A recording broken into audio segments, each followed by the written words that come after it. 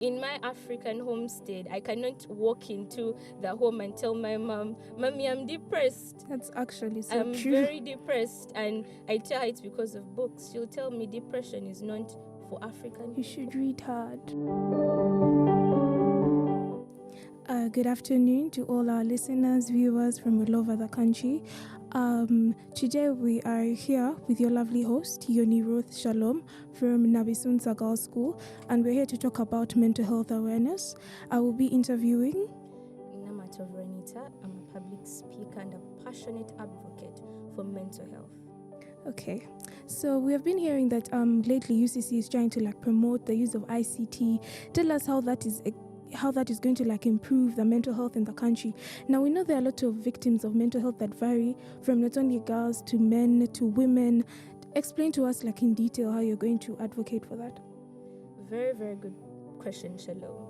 So in this 21st century, we're living in a kind of world that is digital based. Everyone is on their phone, from the parents to the children, to the moms, to the dads, the elderly, the grandparents. Everyone is using their phone. True. But in the background, you really don't know what's happening. Mm-hmm. In the world today, over 43.6% of students in schools are dealing with depression, and over 23.6% are dealing with anxiety in our very schools. Up to 60% of the population in Uganda is dealing with mental health issues, and they don't even know about it. Through the use of ICT tools like various apps and websites, people can actually get to know about mental health.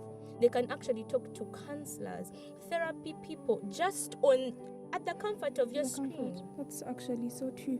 So are you a victim of any mental health? Would you like to talk about it for us, or explain to us how you personally are attached to what we are discussing today? I began off my public speaking journey in 2022 as a very passionate person to speak about people's problems.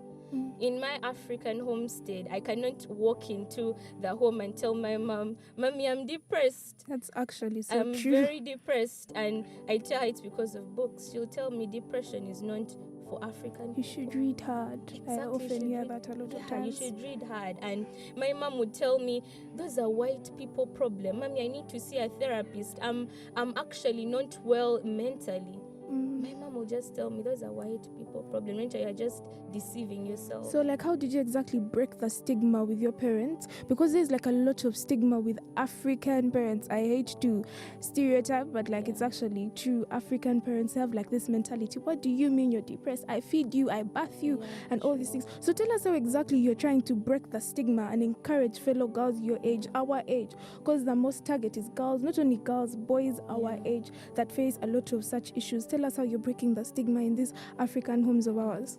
So one way in which I'm breaking the stigma in these African homes is through creating awareness campaigns whereby various students are invited on how to talk to their parents about their mental health issues. Mental health is one of those important things. I've literally seen my fellow friends, me myself inclusive, getting down because of mental health. I've literally had to call my parents out to pick me because of mental health.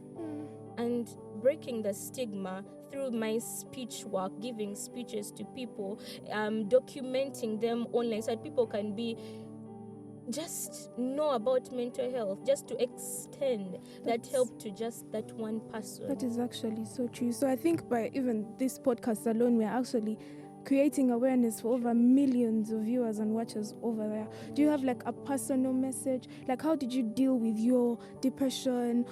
What did you exactly do to help you? And for those ones who are on the far end of, let me say, self-harm and suicide, how can you help them recover from that?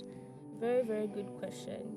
As I say that the adolescent population in Uganda and worldwide is being affected by mental health, specifically the adolescents. True.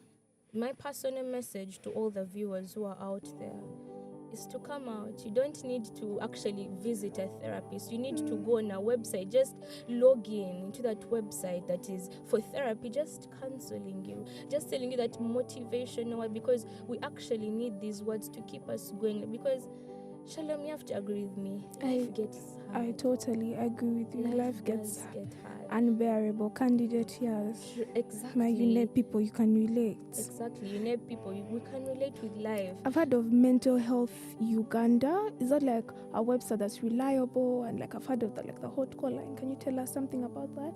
Yeah, the hot call line for Mental Health Uganda is basically a call line that is people are on the background. When you make a call to them, they're on the background. Therapists are listening to your problem and they are willing to listen to it and give you possible solutions, because at the end of the day we need every single person alive out there. So we need true. people alive. We need you to enjoy life, and getting therapy is actually one of those things. Getting therapy doesn't actually mean that you are weak.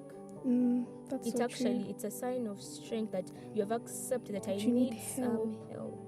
It actually I need is. some help. So like, do you like have a slogan for your campaign or something? Please inform us. Yeah, my slogan for my campaign is mental health for all. That's my slogan.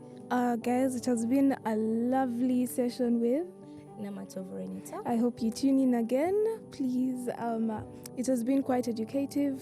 People do not suffer in silence. Mental health for all. Mental health for all. Have a nice day.